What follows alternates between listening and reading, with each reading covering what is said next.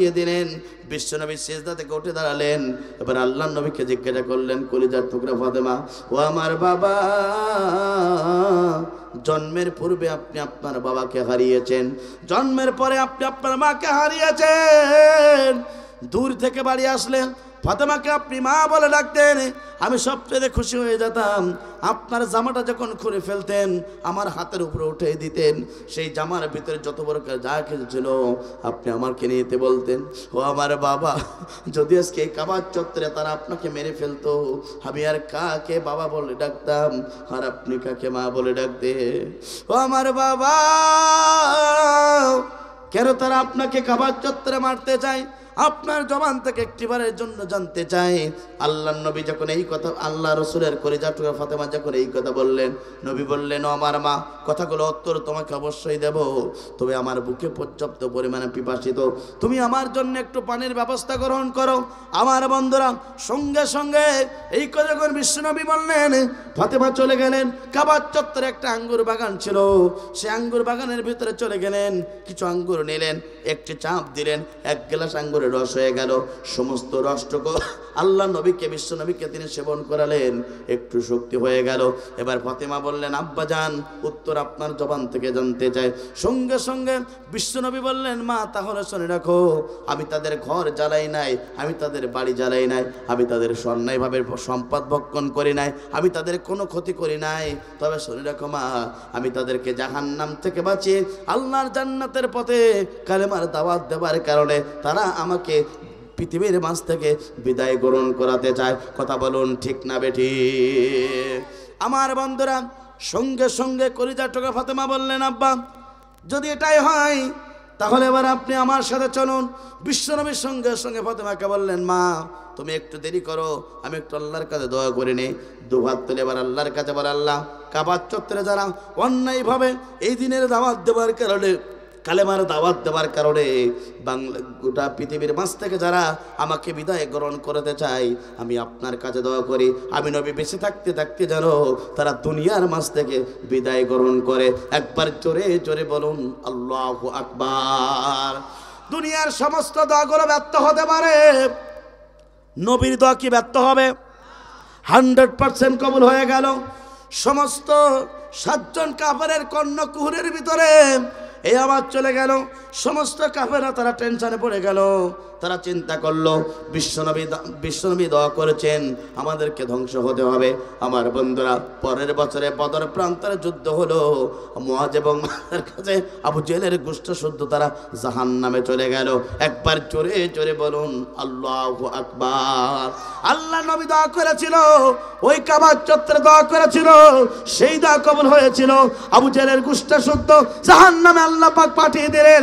আমার বন্ধুরা, আর কোরআনের বাকি আল্লামা সাঈদী বলেছিল, আমি এই বাংলার জমিনে কালেমার দাওয়াত দেওয়ার কারণে, হকের দাওয়াত দেওয়ার কারণে জাতির লোকদেরকে জাহান্নাম থেকে বাঁচিয়ে আল্লাহর জান্নাতের পথের কোরআন থেকে তাফসীর করার কারণে তোমরা যদি আমাকে অন্যায়ভাবে বাংলার জমিনে যদি তোমরা হত্যা করো, আমি কোরআনের বাকি আল্লামা সাঈদী দোয়া করছি, শোনো শোনো শোনো, আমাকে হত্যা করবে যখন, এক বছরের মধ্যে ক্ষমতার মাস্টেক থেকে আল্লাহ পাক ধ্বংস করবে তখন।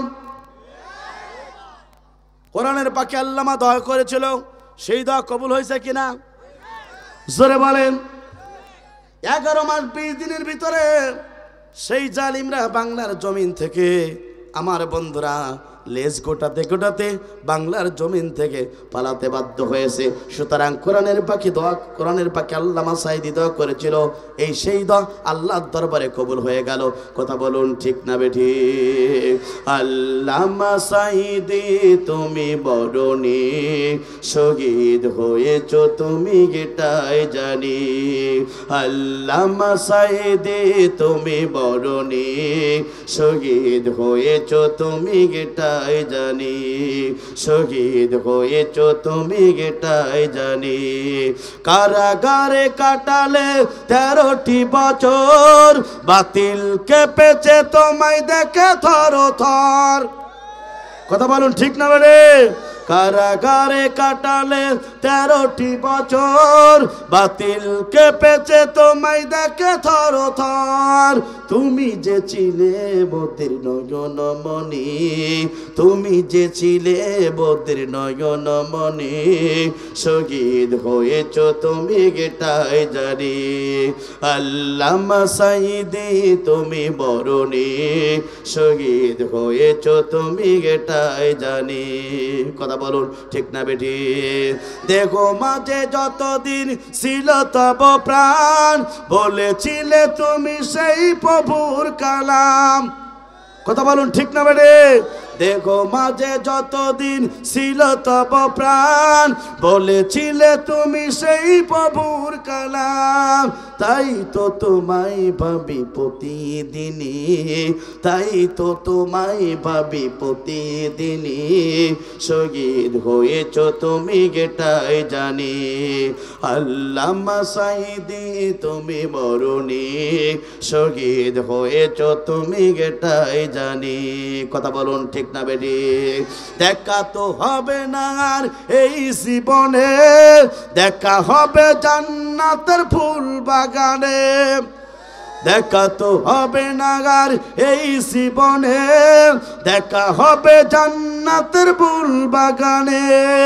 এই আশা কবুল করো আল্লাহ তুমি, এই আশা কবুল করো আল্লাহ তুমি, শহীদ হয়েছ তুমি গেটাই জানি। আল্লামা সাইদি তুমি মরণি, শহীদ হয়েছ তুমি এটাই জানি। কথা বলুন ঠিক না বেটি? আল্লামা সাইদিকে চিকিৎসার নামে বাংলার জমিনে হত্যা করেছে। কথা বলুন ঠিক না বেটি? 86 বছরের সাবেক 3 বারের প্রধানমন্ত্রী বেগম খালেদা জিয়াকে পর্যন্ত মৃত্যুর কোলে তারা ঢেলে দিয়েছিল। কথা বলুন ঠিক না বেটি? বিএনপি এবং জামাত ইসলামের অসংখ্য কর্মীদেরকে তারা নির্মমভাবে হত্যা করেছিল। সুতরাং ইতিহাস প্রমাণ করে 3 বারের প্রধানমন্ত্রী যারা খালেদা জিয়াকে হত্যার প্ল্যান করেছিল, শুধুকারে শেষ নয়, মতিউর রহমান নিজামী, শহীদ আলী হাসান, মোহাম্মদ মুজাহির সহ জামাত ইসলামের নেতৃবৃন্দ এবং বিএনপি নেতৃবৃন্দকে যারা বাংলার জমিনে হত্যা করেছে, আজকে আপনার কাছে আমি প্রশ্ন রাখতে চাই, ওই জালিমরা বাংলার জমিনে আর থাকতে পারে না। সুতরাং জালিমদের দোসরদের বাংলার জমিনে অবশ্যই বিচার হোক, এটা আমরা চাই। কথা বলুন ঠিক না বেঠিক আমার বন্ধুরা? সুতরাং যুগে যুগে যারা কোরআনের পক্ষে ছিল, হকের পক্ষে ছিল, জাতির লোক তাদেরকে কষ্ট দিয়েছে, তারপরও তারা কোরআন থেকে কি 1 ইঞ্চি সরেছে? জোরে বলেন, সরেছে না? আমার বন্ধুরা, শুধু তাই না, এই জন্য আমি আপনাদেরকে লক্ষ্য করে বলতেছিলাম, যুগে যুগে যারা কোরআনের পক্ষে ছিল, যুগে যুগেরা হকের পক্ষে ছিল, যুগে যুগেরা যারা দিন কায়েমের পক্ষে ছিল, জাতির লোকেরা তাদেরকে জুলুম করেছে, নির্যাতন করেছে, স্টিমরোলার চালিয়েছে। তারপরেও যারা কোরআনের পক্ষে ছিল, হকের পক্ষে ছিল, তারা কোরআন থেকে, ইসলাম থেকে 1 ইঞ্চি সরে দাঁড়ায় নাই। একবার জোরে জোরে বলুন আল্লাহু আকবার। নবীর প্রিয় সোনার সাহাবীদেরকে পর্যন্ত তারা কষ্ট দিয়েছে, জুলুম করেছে, নির্যাতন করেছে। তারপরে নবীর প্রিয় সাহাবায়ে কেরামরা তারা ইমানের পথ থেকে 1 ইঞ্চি সরে দাঁড়ায় নাই, ইসলামের পথ থেকে 1 ইঞ্চি সরে দাঁড়ায় নাই, আল্লাহর দ্বীনের পথ থেকে 1 ইঞ্চি সরে দাঁড়ায় নাই। ইতিহাস প্রমাণ করে এই পৃথিবীতে দ্বীন প্রতিষ্ঠার জন্য আল্লাহর নবীকে সবচেয়ে সহযোগিতা করেছেন রাসূলের তরুণ প্রজন্মের যুবক সাহাবীগণ। একবার জোরে জোরে বলুন আল্লাহু আকবার। আতিপ্লুস সগীরাতুন মুস্তাকবিরুন। আজকের দিনের শিশু আগামী দিনের ভবিষ্যৎ, আর আজকের যুবক বাংলাদেশের ভবিষ্যৎ। কথা বলুন ঠিক না বেঠিক? এই জন্য যুবকদেরকে লক্ষ্য করে বলতে চাই, ও আমার কলিজার টুকরা যুবকেরা, তোমরা কোন মায়ের সন্তান, কোন পিতার সন্তান আমি জানি না, তবে তোমাদের কাছে আমার সবচেয়ে দাবি হলো বাংলার জমিনে তোমাদেরকে কোরআনের পক্ষে থাকতে হবে, ইসলামের পক্ষে থাকতে হবে, নবীর পক্ষে থাকতে হবে, আল্লাহর জমিনে দিন কায়েমের পক্ষে যদি তোমরা থাকতে পারো, ও আমার কলিজার টুকরা যুবকেরা শুনে রাখো, তোমাদের দ্বারা বাংলাদেশ আবারও পরিবর্তন হতে বাধ্য। কথা বলুন ঠিক না বেঠিক? রসুলের প্রিয় যুবক সাহাবীগণ কেমন দিনের জন্য রসুলের পারে ছিলেন একটু লক্ষ্য করেন প্রিয় বন্ধুরা। আল্লাহ নবীর একজন প্রিয় সাহাবী ছিল, প্রাথমিক যুগে তিনি ইসলাম কবুল করতে পারে নাই, কালেমা গ্রহণ করতে পারে নাই, কিন্তু সমাজে বিদ্যমান ছিল। তিনি অনেক সম্পদের মালিক ছিল, সম্পদগুলোকে তিনি ব্যয় করতেন, দান করতেন, কিন্তু কোনো সওয়াব হবে না, কারণ তো তিনি ইসলামের প্রাথমিক যুগে কালেমা করে মুসলমান গ্রহণ হতে পারে, কালেমা গ্রহণ করে মুসলমান হতে পারে নাই। আমার বন্ধুরা, নবীর পক্ষ থেকে দিনের দাওয়াত চলে আসলো। সেই সাহাবীর তিনি প্রাথমিক যুগে কাফের ছিলেন। আমার বন্ধুরা, তার 3টা সন্তান ছিল। নবীর কাছ থেকে দিনের দাওয়াত পেয়ে 3টা সন্তান এবং তার স্ত্রী পর্যন্ত কালেমা গ্রহণ করে মুসলমান হয়ে গেলেন। একবার জোরে জোরে বলুন আল্লাহু আকবার। 3টা সন্তান ইসলাম কবুল করলেন, স্ত্রীহীন তিনি পর্যন্ত ইসলাম কবুল করলেন। কিন্তু ইসলাম কবুল করার ঘটনা তারা সকলেই আমার বন্ধুরা গোপন ডাকলেন। 1 দিন যায়, 2 দিন যায়, 3 দিন যায়, অনেক দিন অতিবাহিত হয়ে গেল। আমার বন্ধুরা, 3টা সন্তান একত্রিত হয়ে নিজের বাবাকে জিজ্ঞাসা করে, আব্বা জান, আমরা আপনার কাছে একটু কথা বলতে যাই, সময় দেবেন কিনা জানিয়ে দেন। সঙ্গে সঙ্গে নবীর প্রিয় সাহাবী আমর ইবনুল জুমুহ রাদিয়াল্লাহু তাআলা আনহু, যে সাহাবীর নাম ছিল, আমার বন্ধুরা, তার 2টা পা নষ্ট ছিল, কিন্তু অসংখ্য সম্পদের মালিক ছিলেন তিনি। সঙ্গে সঙ্গে 3টা সন্তান বলেন, আব্বা জান, আমরা নিশ্চিত দেখতে পাচ্ছি যে অবস্থায় আপনি আছেন, যে পথে আছেন, মৃত্যুর পর আপনি জাহান্নামে চলে যাবেন। ও আমার বাবা জান, আমরা 3টা ভাই কালেমা গ্রহণ করেছি, মুসলমান হয়েছি। আমাদের মা পর্যন্ত ইসলাম কবুল করেছে, কালেমা গ্রহণ করেছে। ও আমার বাবা জান, আপনি আর দেরি করবেন না, দেরি করবেন না, আপনি পর্যন্ত কালেমা গ্রহণ করে মুসলমান হয়ে যান। একবার জোরে জোরে বলুন আল্লাহু আকবার। 3টা সন্তান যখন এই কথা বললেন, আমর ইবনুল জুমুহ রাদিয়াল্লাহু তাআলা আনহু 3টা সন্তানগুলোকে লক্ষ্য করে বলল, ঠিক আছে, আমি একটু চিন্তা ভাবনা করে নেই, তবে শোনো, আমার একজন পরামর্শদাতা আছে, নাম তার আছে মানাব। সেটা হচ্ছে আত্মা মাটির তৈরি একটা প্রতিমা, মূর্তি, যার নাম ছিল মানাব। আমি আমার মানাবের কাছে চলে যাব। মানাব যদি আমাকে কালেমা গ্রহণ করতে বলে, আমার 3টা সন্তান, আমি ইসলাম কবুল করব। একবার জোরে জোরে বলেন নাউজুবিল্লাহ।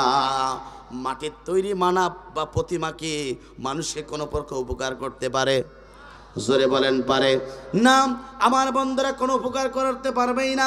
এবার চলে গেলেন তার কাছে, সঙ্গে সঙ্গে মানবকে লক্ষ্য করে বলল, ও মানব, আমি ইসলাম কবুল করতে চাই, আমার ছেলেরা বলেছে আমি কি ইসলাম কবুল করবো কিনা তোমার কাছ থেকে জানতে চাই। প্রশ্ন করলো, কোনো উত্তর আসে না। দ্বিতীয়বার প্রশ্ন করে, কোনো উত্তর আসে না। তৃতীয়বার প্রশ্ন করলো, কোনো উত্তর আসে না। সঙ্গে সঙ্গে মানবের কাছ থেকে ফিরে আসলো, নিজের সন্তানগুলোকে বলল, আমার মানব আমার জন্য কিছু প্রকার উত্তর দিতে পারে না। 3টা সন্তান বলল, বাবা, মাটির তৈরি প্রতিমা মানুষকে কোনো প্রকার সলিউশন দিতে পারে না। কথা বলুন ঠিক না বেঠিক? আমার বন্ধুরা, সঙ্গে সঙ্গে আমার বন্ধুরা কিছুদিন অতিবাহিত হওয়ার পরে তিনি চিন্তা করলেন, তাই তো আমার 3টা সন্তান ইসলাম কবুল করেছে, আমার প্রিয়তম স্ত্রী পর্যন্ত ইসলাম কবুল করেছে, যদি অবস্থা আমি মৃত্যুবরণ করি আমাকে জাহান্নামে যেতে হবে। আমার বন্ধুরা, অনেক লম্বা ঘটনা, সংক্ষিপ্ত বলার জন্য চেষ্টা করতেছি, যেহেতু প্রধান মেহমান অত্যন্ত গুরুত্বপূর্ণ আলোচনা আজকে আপনাদের সম্মুখে করবেন। আমার বন্ধুরা, এবার লক্ষ্য করুন, সঙ্গে সঙ্গে 3টা সন্তান সম্পর্কে যে বললেন, বাবা, আমি আর দেরি করতে চাই না, তোমরা আমাকে নিয়ে নবীর দরবারে নিয়ে চলো, আমি নবীর হাতে হাত রেখে আমি ইসলাম কবুল করতে চাই, কালেমা গ্রহণ করতে চাই। একবার জোরে জোরে বলুন আল্লাহু আকবার। আমার বন্ধুরা, সঙ্গে সঙ্গে রাসূলের প্রিয় সাহাবী আমর ইবনুল জুমুহকে নবীর দরবারে নিয়ে যাওয়া হলো। 3টা সন্তান নিয়ে গেলেন। যাওয়ার পরে বললেন, ইয়া রাসূলুল্লাহ, হাবিবাল্লাহ, আমরা 3টা ভাই ইসলাম কবুল করেছি, আমাদের মা পর্যন্ত ইসলাম কবুল করেছে। ইয়া রাসূলুল্লাহ, আমার বাবা আমর ইবনুল জুমুহ রাদিয়াল্লাহু তাআলা আনহু তিনি পর্যন্ত ইসলাম কবুল করতে চায়। একবার জোরে জোরে বলুন আল্লাহু আকবার। আল্লাহ নবী সঙ্গে সঙ্গে হাতটা এগিয়ে দিলেন। আমর রাদিয়াল্লাহু বিশ্বনবী যখন হাতটা এগিয়ে দিলেন, আমর ইবনুল জুমুহ তিনি পর্যন্ত হাতটা এগিয়ে দিয়ে কালেমা শাহাদাত পড়ে আমার বন্ধুরা আমর ইবনুল জুমুহকে মুসলমান বানালেন। মানলেন? একবার জোরে জোরে বলুন আল্লাহু আকবার। ইসলাম কবুল করলেন, কালেমা গ্রহণ করলেন। আমর ইবনুল জুমুহ রাদিয়াল্লাহু তাআলা আনহু বললেন, ইয়া রাসূলুল্লাহ, হাবিবাল্লাহ, আমার অসংখ্য সম্পদ আছে, আমার টাকা পয়সা ধন সম্পদের কোনো কিছু অভাব নাই। আমি আমর ইবনুল জুমুহ বয়স থেকে বলে দিলাম, ইসলামের জন্য যত টাকা পয়সা প্রয়োজন ইয়া রাসূলুল্লাহ আপনি আমাকে বলবেন, আমি সঙ্গে সঙ্গে ইসলামের জন্য, কোরআনের জন্য টাকাগুলোকে ওয়াকফ করে দেব। একবার জোরে জোরে বলুন আল্লাহু আকবার। এমন সমাজে আছে না নাই? আছে না নাই? প্রাথমিক যুগে ইসলামের বিরুদ্ধে থাকে, কোরআনের বিরুদ্ধে থাকে, তিনি সঠিকভাবে যখন কালেমার পক্ষে চলে আসে, তিনি তার সমস্ত সম্পদগুলোকে ইসলামের জন্য ওয়াকফ করতে চায়। আছে না নাই? আমার বন্ধুরা, নবীর প্রিয় সাহাবী আবু ইবনুল জুমুহ রাদিয়াল্লাহু তাআলা আনহু যখন এই কাজটা করলেন, সঙ্গে সঙ্গে আমার বন্ধুরা, সঙ্গে সঙ্গে বিশ্বনবী খুশি হয়ে গেল। কিছুদিন পরে আমার বন্ধুরা একটা যুদ্ধের ময়দানে বিশ্বনবী ঘোষণা করলেন, ও আমার সাহাবায়ে কেরামরা, তোমরা শুনে রাখো, দ্বীনের জন্য তোমাদেরকে যেতে হবে। কে কে দ্বীনের জন্য তোমরা যেতে যা হাতটা উঁচু করো। আমার বন্ধুরা সঙ্গে সঙ্গে ওই আমর ইবনুল জুমুহ তিনটা সন্তান হাতটা উঁচু করে বললেন, হে রাসূলুল্লাহ, আমরা তিনটা ভাই জিহাদের ময়দানে যেতে চাই। চিৎকার করে বলেন আল্লাহু আকবার। লিল্লাহি তাকবীর, লিল্লাহি তাকবীর। প্রধান বক্তার আগমন, প্রধান বক্তার আগমন।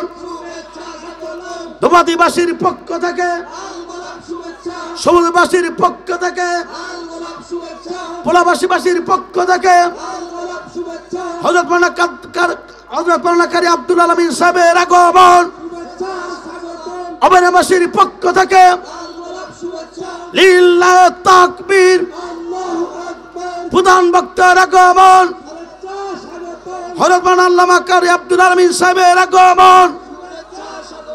এলাকাবাসীর পক্ষ থেকে লিল্লাহি তাকবীর। আল কোরআনের আলো, দুনিয়ার মুসলিম, দুনিয়ার মুসলিম। আলহামদুলিল্লাহ, আজকের এই তাফসীর কোরআন মাহফিলের সম্মানিত প্রধান বক্তা, গোটা বাংলাদেশের বক্তা জগতে এক উজ্জ্বল ধ্রুবতারা।